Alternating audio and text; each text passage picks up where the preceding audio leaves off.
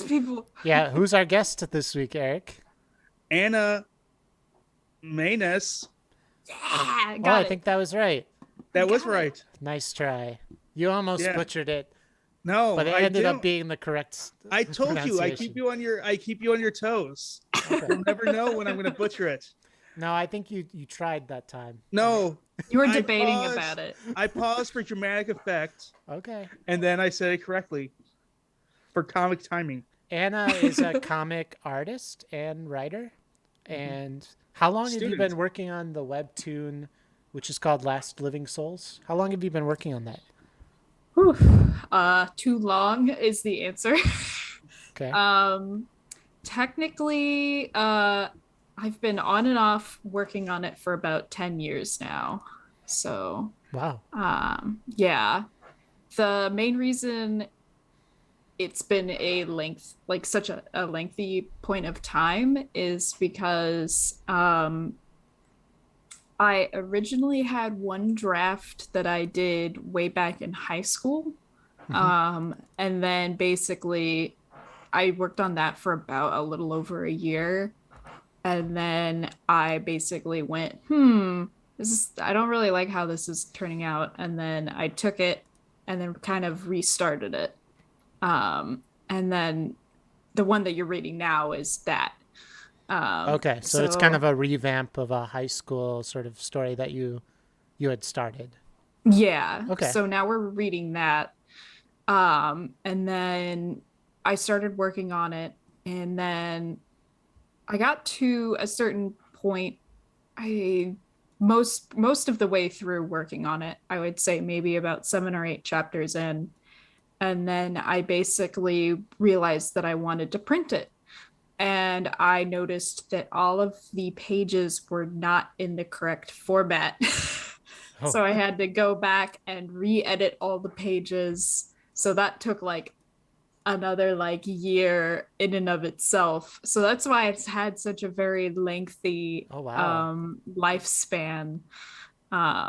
Is just the editing process of working on it and then going back and then kind of having a second version of it and then going, wait a minute, I have to fix some things. And then, going back through all the pages and doing some editing. Yeah, did you redraw anything? I did do some, when I was going back through it, I did actually do some major edits. Not everything, but one of the chapters I did entirely redo when I was going back through it. Did readers of the original say something, or they just simply accept it? They're like, oh, it's different now, or that was interesting. People didn't really seem to comment on the fact that effectively the story changed. I mean, I'm assuming they liked the version that they got. A lot of the people that read the comic are some of my closer friends, so I'm assuming they just gave me some positive feedback about it. So and there was such a time gap maybe between it that it just kind of was yep, that's how it always was. I didn't know if your fans turned into Star Wars fans and started screaming the original was better and Han shot first. That would be really weird because I kind of had to do some secret sort of erasing, because I originally posted it onto DeviantArt, was where the old kind of version of it was, and then I started uploading it onto Webtoons, and the now defunct Smack Jeeves website, which again, that website I think doesn't exist anymore. It was a free webcomic uploading website. That was where all the old versions of everything was before I started fixing things up a little bit. So yeah, I noticed that I had this kind of canon disconnect where there were the old pages that didn't have the correct format and this kind of slightly older version, and then the new pages, and I was like, so I had to go back and delete the older pages and then only have the newer ones existing on the internet, so that there wouldn't be readers who get confused, like, wait a minute, which is the right one, which That's is the truth. So you started drawing it in high school too, I'm assuming? Yeah, okay. Yeah. And, did you then go to art school? I noticed that your art has changed quite a bit from chapter 1 to chapter 11. Yeah. So I actually didn't go to art school until somewhat recently. Okay. I went to art school a little over a year ago. So it purely was just practice and chugging away at it. That was that kind of improvement that we see in the comic. Oh, cool. Yeah, it really wasn't until about a year and a half ago that I went to art school. So it just kind of goes to show that sometimes just having a comic that just keeps you going and practicing can really help you just get better day by day. Yeah, you know? For sure. You're in grad school now, is that correct? Yes. Yeah. Okay. Yeah. Was it weird going to an art school, having not been to an art school before?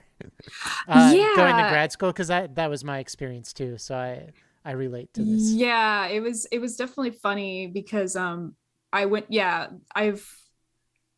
kind of basically was able to get into the graduate program without having to do undergraduate art school, which was really nice.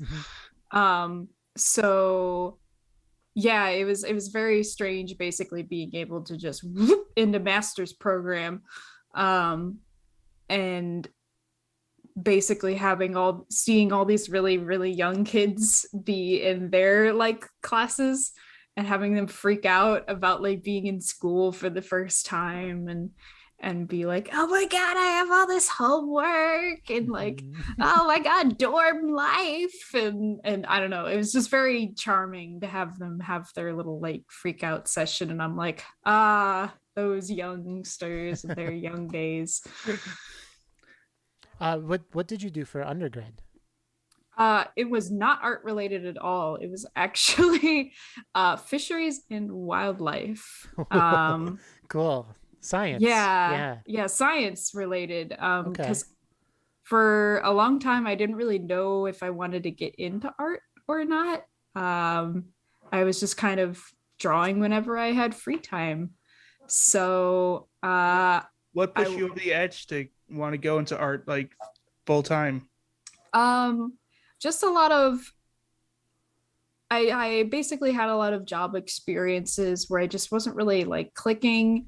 I worked at like vet clinics, and I did a lot of volunteer work with animals, but I would always just kind of come home and I would be drawing or doing art stuff then, and finally you just have enough job experiences where you're either quitting or you get fired. That was actually the thing that kind of pushed me over, was where I was like, what am I doing? And then I went to art school, and I was like, this is the thing I'm passionate about, truly. So might as well finally bite the bullet. It's scary, but it's the thing that I've always done by my whole life, nonstop, is drawing. Whether it's during class when I'm supposed to be paying attention, or when I'm getting off work, it's something that I was always doing on the side. So I'm like, instead of doing it as the side thing, make it my main thing. So, and I still think animals and stuff are really cool. They still motivate me, and science is definitely one of my major like inspirations. But yeah, it finally feels so refreshing to just have it be my main focus, that I'm able to study it, and so hopefully someday have it be my job. Yeah, for sure. That's the key, right? That's the ticket. Yeah, that's the dream. how does the comic kind of tie into what you're studying in school? So that was something that was really exciting when I first got to school, was me being a little nervous person in the school. I was like, I don't know what I'm doing. I was talking to people and I was like, yeah, I want to get into storyboarding, but like I have no idea what I'm doing. But I used to do comics all the time. And they're like, you're gonna be great for storyboards. And I'm like, great. So I mean, comics and storyboards aren't exactly the same thing, but it really does help. It does help to do kind of get your brain in that mindset. What are the differences? I'm just curious. Yeah. So comics, you're kind of able to do a lot more weird stuff with having, people break the boundaries. So, you could have somebody hanging out of a panel, or, you can have the timing take a lot longer where, somebody can, a panel can be, an entire scene can just be one event, for a whole page. You can do unique stuff with the timing and with speech bubbles, and stuff like that in comics.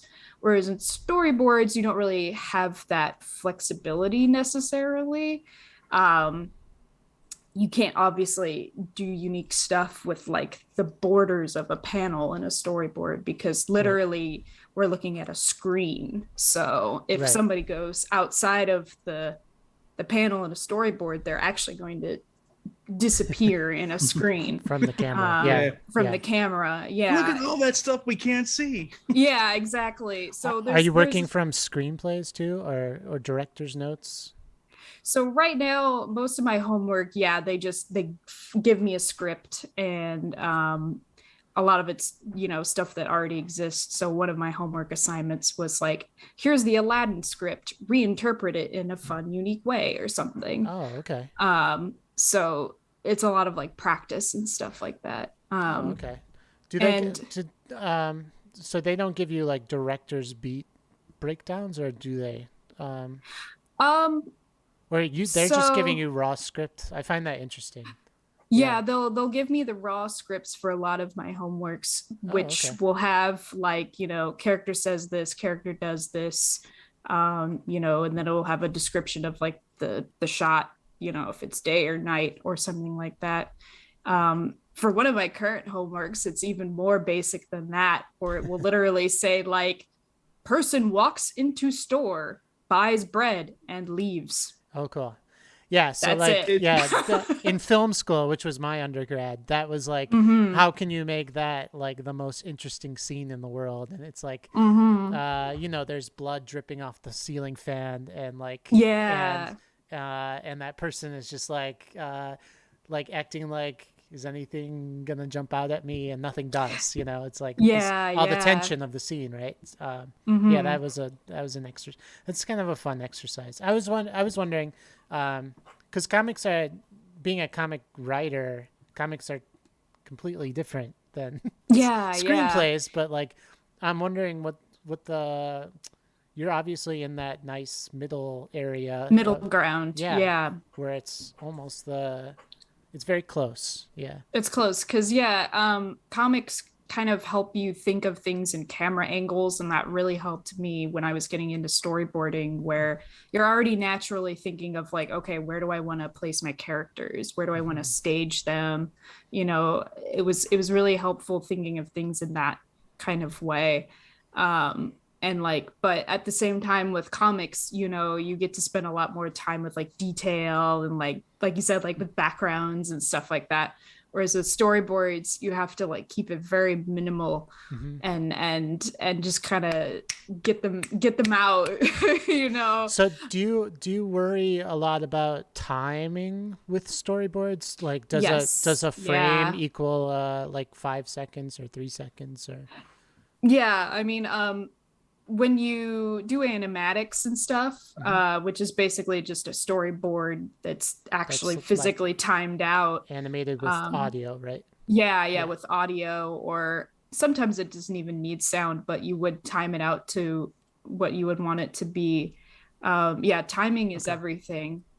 But even when you're just drawing flat storyboard panels, you are thinking of timing a lot more. Like, how long is this character gonna stand here for this movement? Are they gonna hang here for a while? Are they gonna move on quickly? But with comics, right, you can spend as long as you want on a scene, and That's it's right. great. Yeah. You can have them hang and build up anticipation, and they're like the novels, right? yeah. You know, you can, and that's something that I really love with kind of horror artists, that they do, is they can just build up a simple scene so well, just for just a whole page can be one moment, and you're like, you know, just the way that they build it up. So it's kind of hard to do that. I mean, you can do that with storyboards, just with the way that, you know, you focus in on things, or how long you hover on it. But sometimes comics give you that liberty of just being able to spend 2 or 3 pages on something completely minute, right, you know, if like, you want to. if you want to, and you can draw, because if you're hiring an artist, that is not something you want to do usually. That's true. And if you can draw, it is also important. I've learned to draw so many random weird things I never would have thought I would have had to draw because of a comic book. That's awesome. Horses, what? You know, stuff like that. Oh God, yeah. One last weird nerdy question about that. Yeah. With storyboards, do you worry about the 180-degree rule? Oh, yes. Okay. Yeah. Do you worry about that with comics too? Hey, why don't you explain in layman's terms, because we're dumb comic creators, what that means for everyone else? Thanks, absolutely. Yeah. So the 180 direction rule is basically just, if you have two characters that are standing, you know, next to each other, or in a scene, and you have the camera start to move around them, you have to make sure that you don't have the characters suddenly swap directions, so that they become inconsistent. So if you have a character that's on the left and then your camera changes, you can't suddenly have that character be on the right now, because then it looks like, you know, an alien teleported them. Yeah. So if your camera, you know, slightly rotates around your person, you want to make sure that your left character is on your left and your right character is on your right. And that's basically what the 180 rule means, is that your characters in space are staying consistent. So comic creators do that too, is that? Yes. Yeah. Okay. Yeah. Similar thing is that, you can't have your, you know, your dude on your left, if the camera moves up, you know, you can't have him suddenly pop over here if your other character is over here. So there's a lot of tips and tricks that overlap between storyboards and comics in that sort of way. And like the 180 rule, like compositional type stuff too. I hear all the time, watch out for your tangents. Oh my God, there's a tangent there. Watch out. Oh no, these guys' arms are, you know, hanging over each other or whatever. Oh no. You know, and you know, these people are just floating in space. You need to ground them and stuff. Ground your characters, you know, and stuff like that. So lots of stuff kind of overlap with each other with storyboards and comics, which makes my life easier. A lot easier to kind of flip-flop between the two, you know, to put my brain in the two different spaces. So is it fun going to school every day and working on that? Is it like making comics all day, or is it sort of like... I enjoy it. I really do enjoy making storyboards. Comics are basically more freedom. They give you, like I said, they're a little bit more free form. So it's kind of like I get to just mess around a little bit more. whereas storyboards are a lot more like they have more rules and it has to be more, you know. Is there anything pulling you towards making an actual movie now? Now that you're storyboarding so much, are you like, ooh, I'm gonna yeah. write something for and like put it on camera? So Speaking interesting of putting that, something on yeah. camera, would you ever put Last Living Souls on camera? So that was actually something I was thinking of. I don't think as it is now, it is strong enough a story that it would. I would have to fix some things about it before I think I could like pitch it to be like a Netflix type thing. But that's obviously like your dream, you know, to see something be, you know, on film or something. Um, but it is interesting because one of the things I'm working on in school right now is a pitch bible for a potential animated series. So I'm definitely thinking in my head of, ooh, animation is fun. I love the idea of things being on the screen. But yeah, I mean it would be definitely cool. I always dream of in the back of my head like a Netflix live action type thing of Last Living Souls or something, but that would be in a some dream universe, you know, like where everything's perfect. And I think it's low budget though. Having read it, I think it wouldn't take much. I mean, it's got a small cast too. Exactly. Yeah. Would you do it as a live action or would you try to do it as an animated? I think it would work well as live action. And I say that mostly because of my heart goes out to, I love a lot of traditional horror effects and makeup and stuff. So I think it would look really cool just to see everyone transformed with the old school zombie makeup and stuff like that. I would go absolutely nuts if I somehow saw an actress dolled up with like April's like stitching makeup and everything and her eye gored out. You know, I would lose it. I would be like, wow, you look real. So because animation's expensive, but cheap zombie makeup is not. No, it's not. Go back to the George A. Romero type. Yeah, zombie. exactly. And there's plenty of hungry actors in LA. Yeah, exactly. Yeah, you get a whole bunch of background cheap zombies to go in the background and find some downtown San Francisco looks crappy enough. There you go. Like, yep, there you go. Who would you cast? Or in the perfect world, who would you? No. Okay, I'm curious. Go ahead. In a perfect world, who would you cast as each character? Who would be April? Who would be Eddie? Who would be everyone else? Who would be Nick? Oh my God, that's one I never thought about. It's because you know lots of people do that with their comic. They're like, oh, I know the voice actors for everyone and everything. Oh yeah. So I have a completely original question that's never been asked before ever. Thanks. That's the funny thing. It's actually very difficult for me to think of the like what the characters would sound like and stuff.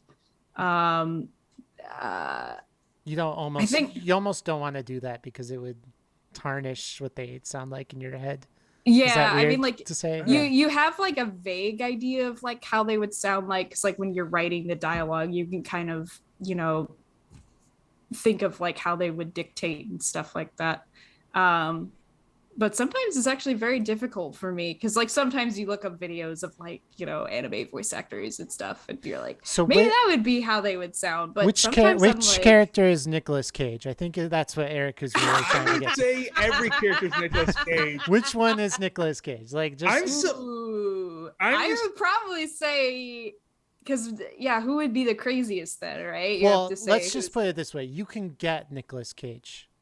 Nicolas Cage never says no. He'll do everything. So you just have to. I feel like you technically haven't seen him yet because you said you're only in chapter 4, but there is a crazy gun-toting priest, and I feel like that is some Nicolas Cage material for sure. Yeah, that would definitely be him. Yeah, I feel like that would be a great pick, especially because then later in the series he can run around screaming, "I'm a vampire! I'm a vampire!" and it would be so perfect. A B C D E F G. Yeah. Nice. Okay. Absolutely. Transitioning over to your like talking about the comic itself. How did you start? Like, what were the materials for the first chapter? I mean, pencil? What was the inspiration? Was it What was also the inspiration for the story too? Oh, that. So, gosh, I am going to date myself a little bit by saying this, but on Newgrounds, there was a game called Sunny. I don't know if you've heard of it. I've heard of Newgrounds. I've not heard of Newgrounds Sunny, so I'm looking that up right now. Yeah, there was it's like a turn-based little like RPG type game, but it was called Sunny. And the whole premise was that you play as this zombie character that wakes up, has no idea what's going on, and he's, having to fight all these people that, go, zombie in the apocalypse. And he can't remember anything about him. He just has this cassette tape, and that's all he has is like a memento of like who he was.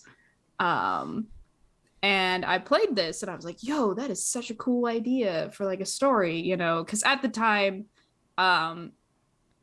was it Warm Bodies hadn't come out. That was kind of the only media I had ever interacted with that had a like talking zombie sentient zombie focus. So I was like, that's a really cool idea for a story for like this character that doesn't remember anything. He kind of has this memento of like who he is, and the whole world's just kind of against him.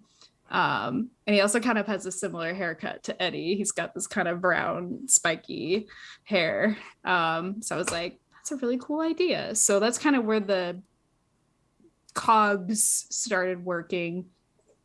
And then I just kind of started sketching out all these other kind of fun monster designs. And then that kind of melded with this sort of monster mash that the Last Living Souls became, where we have vampires and ghosts and things like that.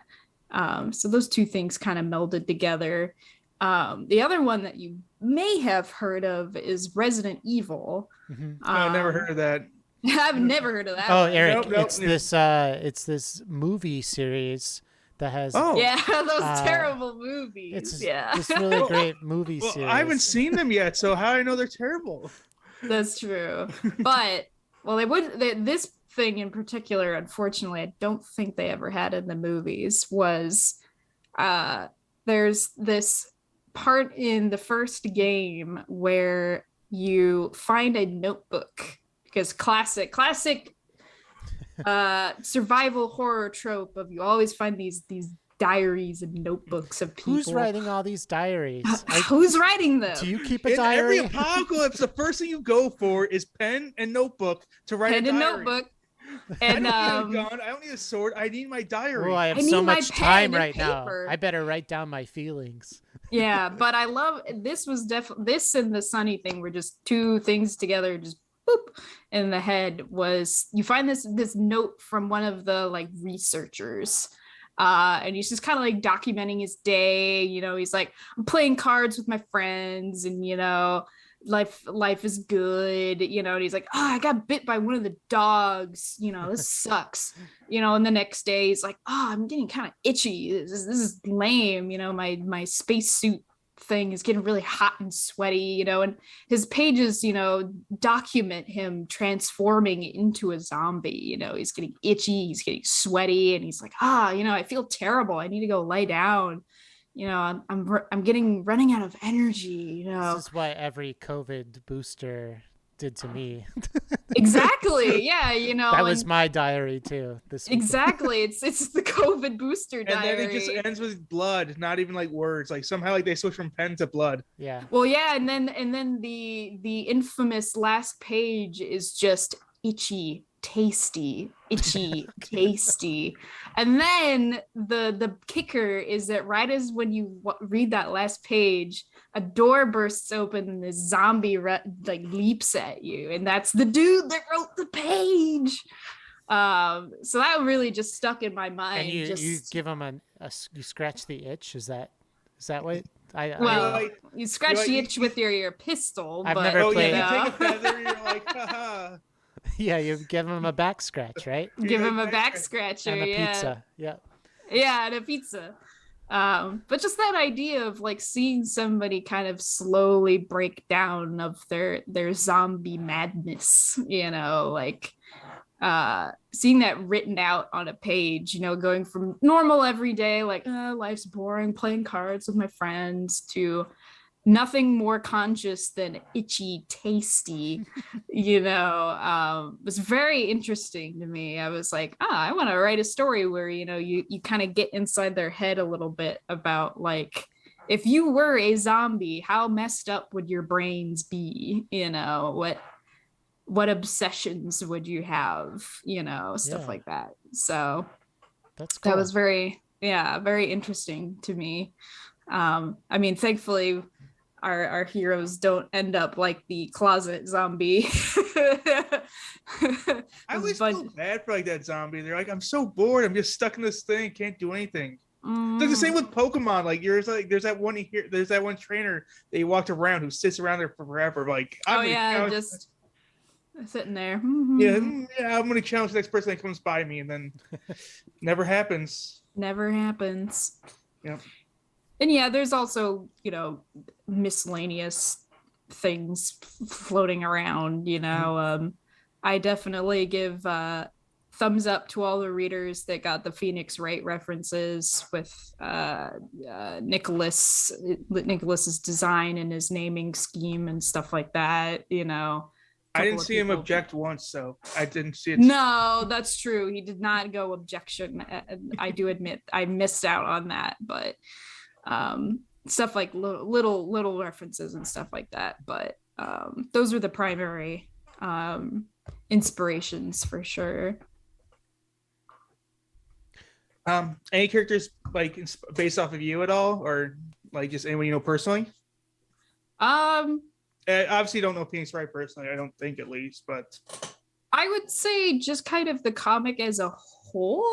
I know that sounds kind of weird, but I remember I first started writing it in high school when I was kind of going through a rough patch, I would say. So the zombies, in a way, were kind of me getting some rough energies out, I would say, but at the end, they did get through it and find their positive meaning to their existence. So it was kind of sort of a story for myself in a way. It's like things are rough now, but they'll get better later, kind of thing. So that's cool.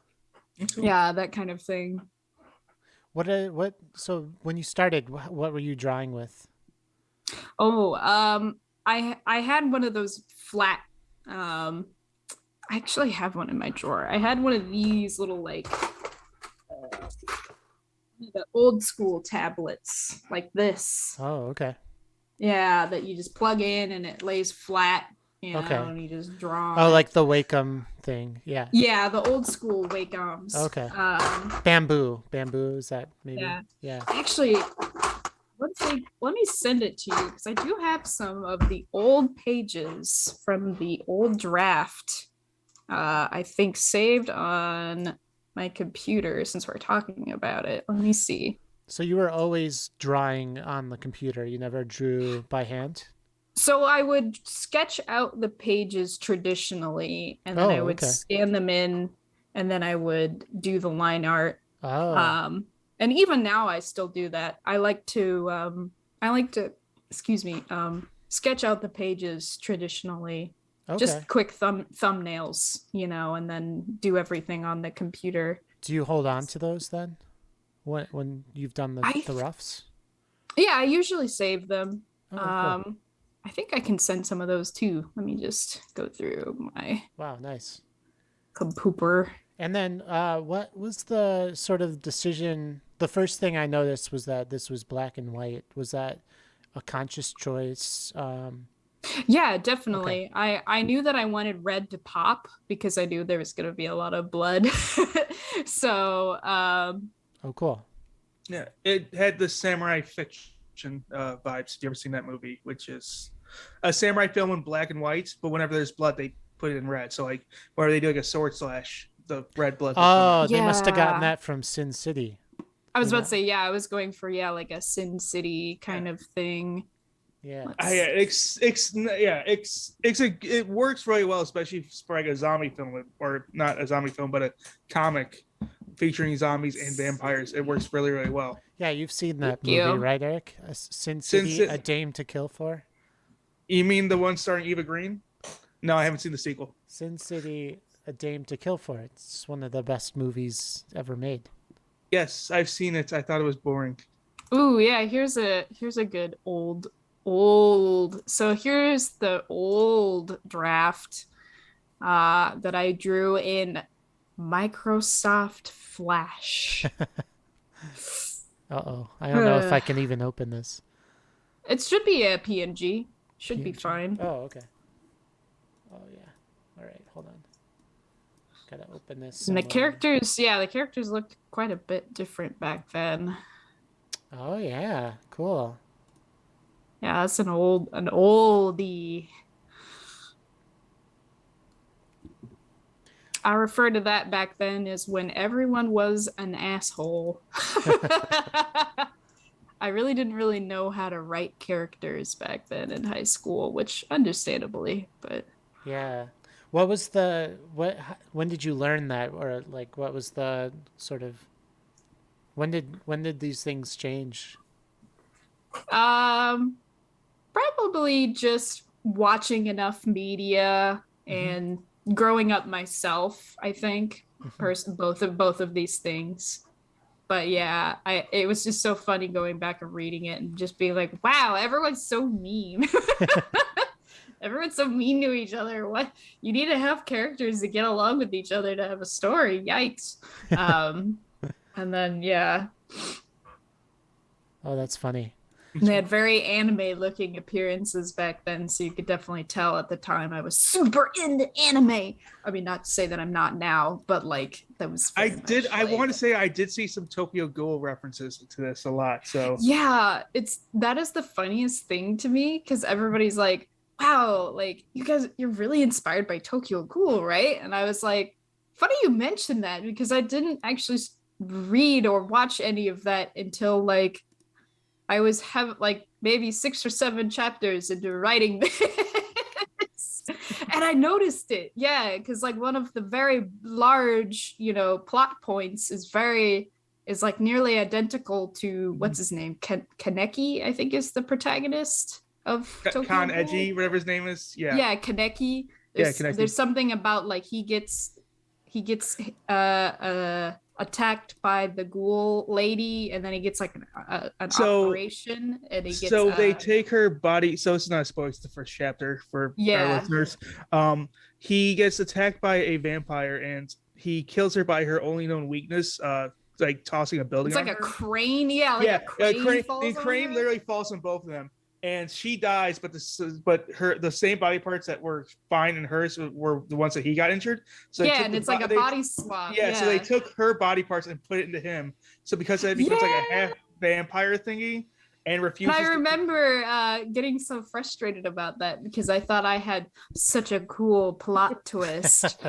I did it first. Yeah, I was like, oh man, it would be so interesting if he became infected as a zombie by an infected organ, which I in turn was inspired by Trauma Center, which is a video game. So, Trauma Center did it first. No.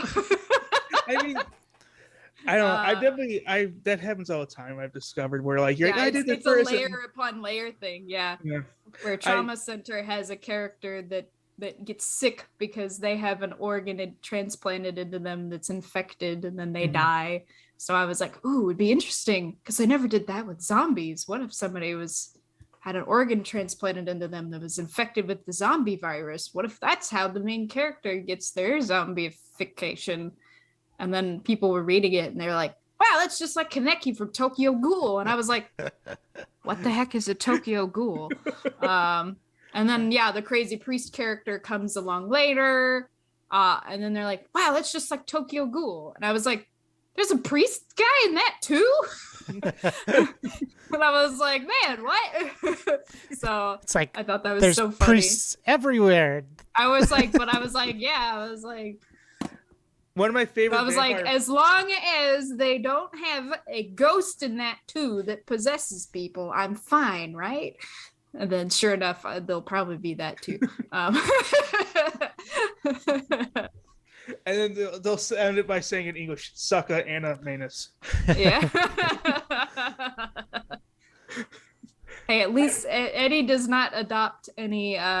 He doesn't adopt any strange face masks at any point. So his hair hasn't changed colors that I've read. Yeah, his hair hasn't changed colors or anything. I don't know. One of my favorite vampire films is a film called First, which is a Korean film where a Catholic priest he volunteers to pretty much get human experimented on, and when he's dying, they actually give him blood, and the blood they give him turns him into a vampire. That's fun. And so it's like him dealing with the fact that like he's a vampire now, but like he doesn't want to be a vampire. So yeah, that was again like one of those things. That was. Like, one trope that I purposefully tried to avoid because I kind of already did that with the character Nicholas since he's a grumpy pants for the entire comic, being all like, I hate what I am, I've been turned without my permission. So when another character is put into that circumstance, I didn't want it to just be deja vu. So instead I thought it would be fun because I don't see this a lot. I'd be curious to hear if there's another character like this. I wanted to have it be a character who embraces it. So they're just like, oh cool, I'm a vampire now, rad. So I'd be interested to see what your reactions are when you get to that part of the story where they get turned and then they're just like, aight, cool. Because you don't see that a lot. You don't see people get turned and then they're just kind of like cool with it.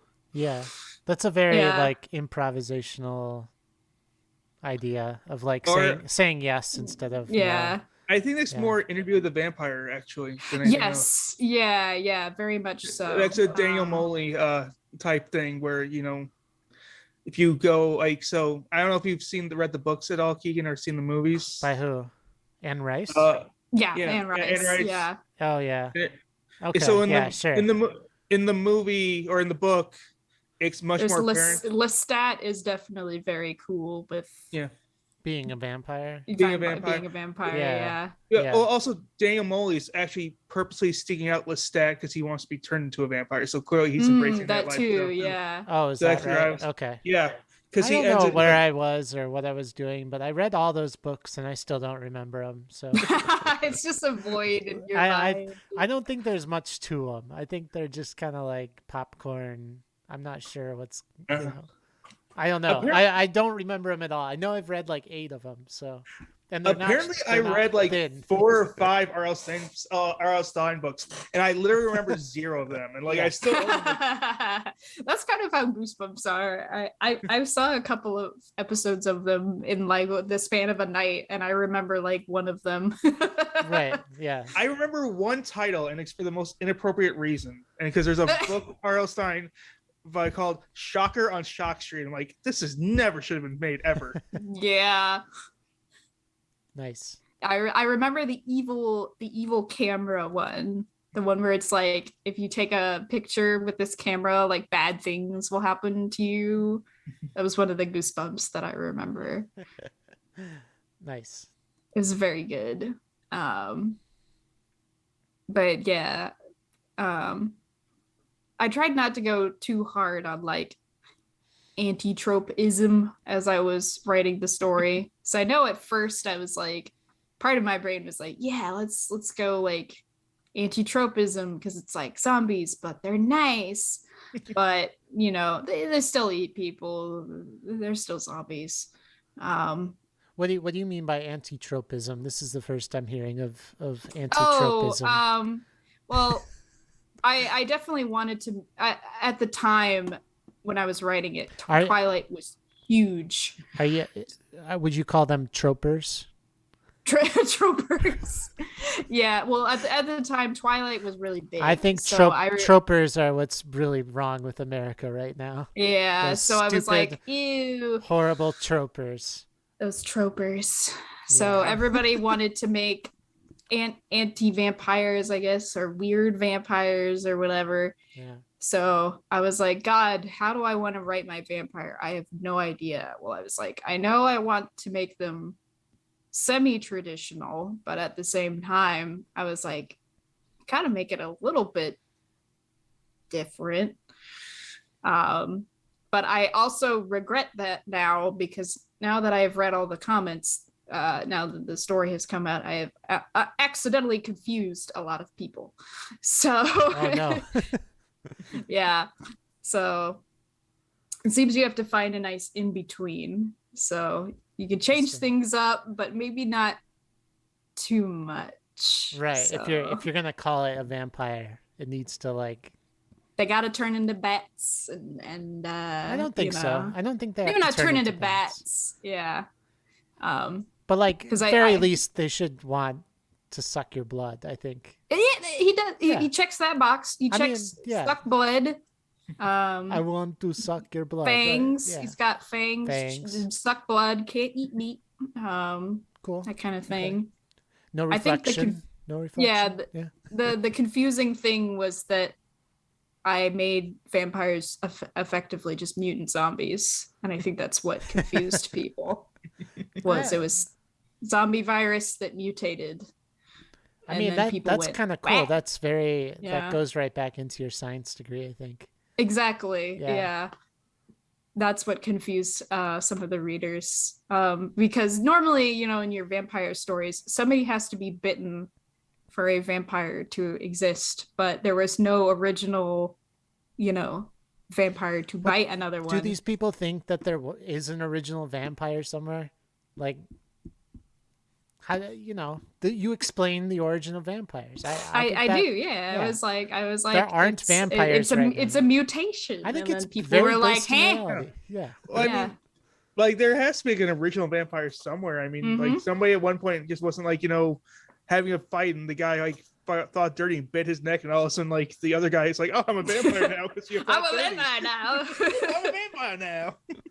I tried my best. I put lots of text and dialogue in there that talked about what is mutations and what is DNA and stuff. So I tried my best to hold the reader's hands, but sometimes it can just confuse people. So it's a fine line to have in your story, to have sci-fi elements. So just kind of a fun thing. Do you have an end in sight or an end in mind for this, or is this going to be the one piece of comics where you have over 1,000 pieces? Thank God, no. It's actually getting very close to the end, surprisingly. It's very close, actually. It's like about a chapter away from ending. Oh, good. I mean, not good, but like, oh yeah. Yeah. I do plan to do a sort of follow-up to it, however, in the form of a visual novel. So like it's kind of a yes and a no. It's over, but it's not.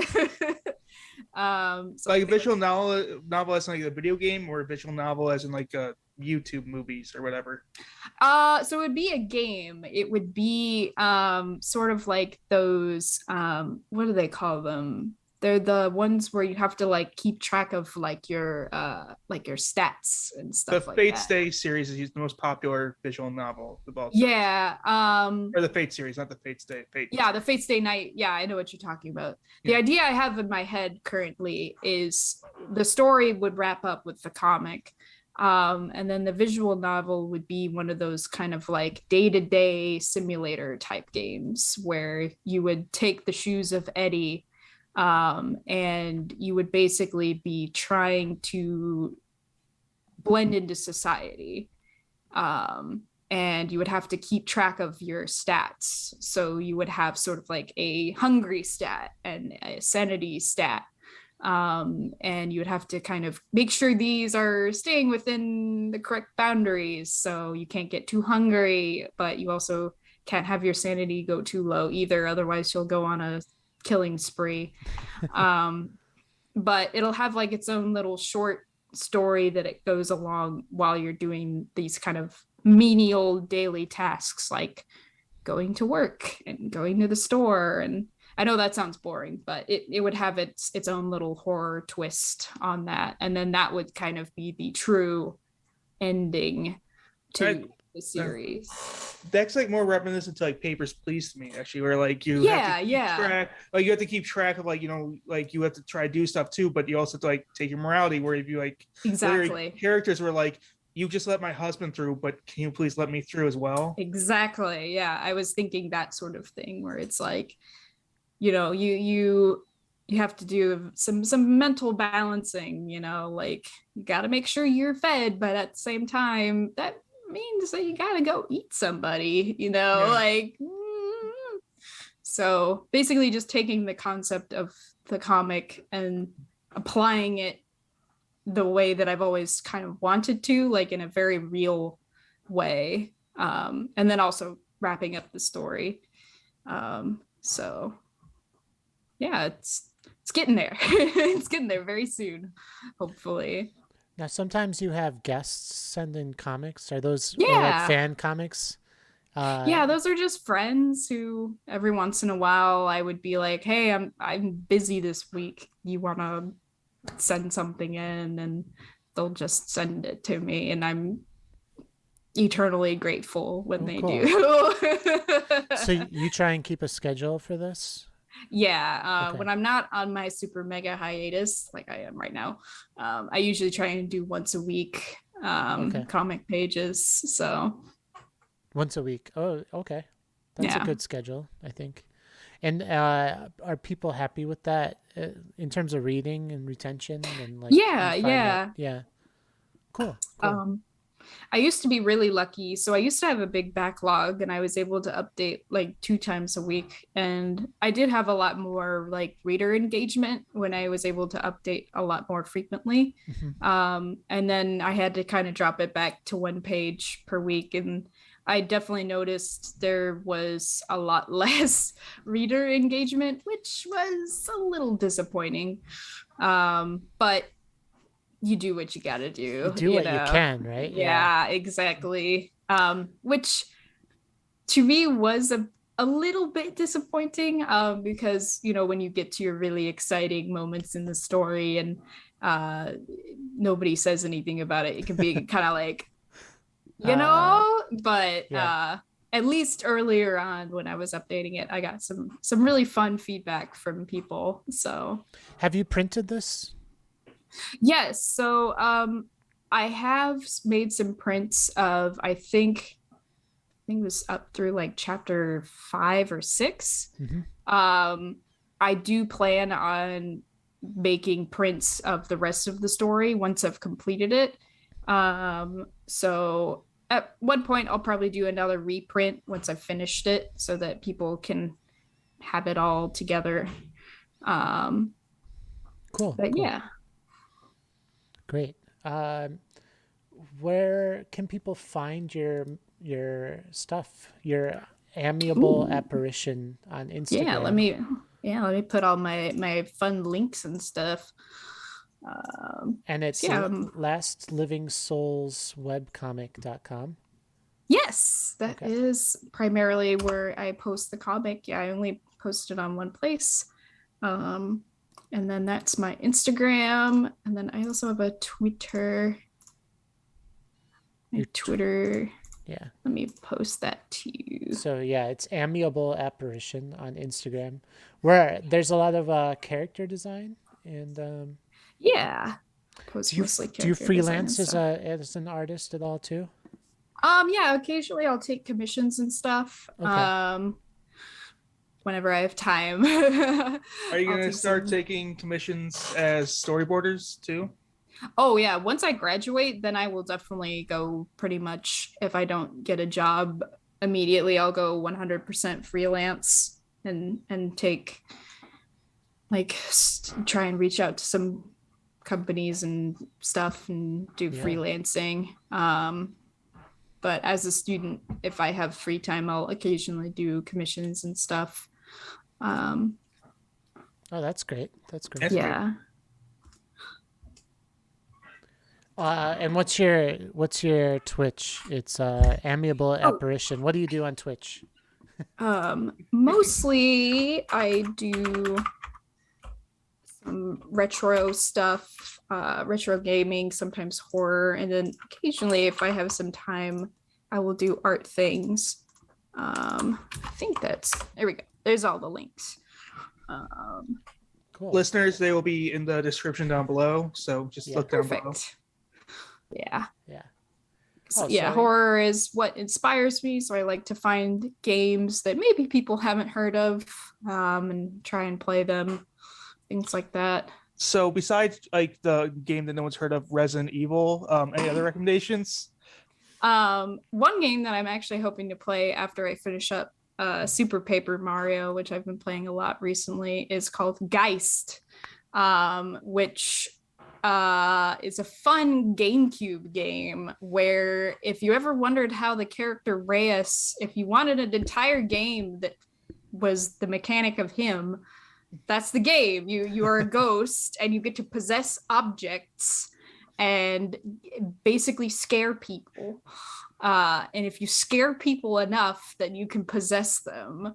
And that's the game. You're basically a dude who's like a soldier and you get sucked out of your body and then you become a ghost. And I'm as far as I don't know the rest of the story. I just know you get sucked out of your body and then you can possess objects and scare people. So sounds pretty great. Plan on playing that one. It's a GameCube game. Sounds right up my alley. So, nice. Also plan on playing Fatal Frame at some point. I love that game. It's a fantastic series. Classic. Yeah, There's multiple versions too. Yeah, Fatal Frame's a good one. Nice. Nice. Well, Anna, this has been really fun. Yeah. Thank you so much for everybody. joining us. Check out Anna's Webtoon, Last Living Souls Webtoon. Mm-hmm. It's really great. There's 11 chapters, right? Yes. Yeah. It's like a lot. It's a lot, and it's really fun. It's a fun read. Thank you. There's vampires. There's zombies. There's I guess if we never like, really talked about the plot too much, but yeah, I can give you the 10-second spiel. Ooh, yeah. Give me the log line. Yeah. The log line. Yeah. Yeah, the protagonist is a teenager named Eddie who wakes up, doesn't know what's happening to him. He goes to a nearby city. And stop. That's as long as the log line is. Damn it, I fucked it up. Or sorry, log line is shorter than that. Zombies gain sentience and attempt to escape a zombie infested city. There you go. Nice. Boom. Yeah. Log line. There you go. Sorry, correct log line. No, that's I was okay. giving you the summary. Yeah. Eddie wakes up, doesn't know what's going on, goes to a city, gets bitten by a vampire, and then they become friends. The end. That's so funny. That's so funny. Cool. So Anna, thank you so much for coming on. Thank you so much. Thank you so much for having me. This has been great. Yeah, totally. Cool. All right. Bye.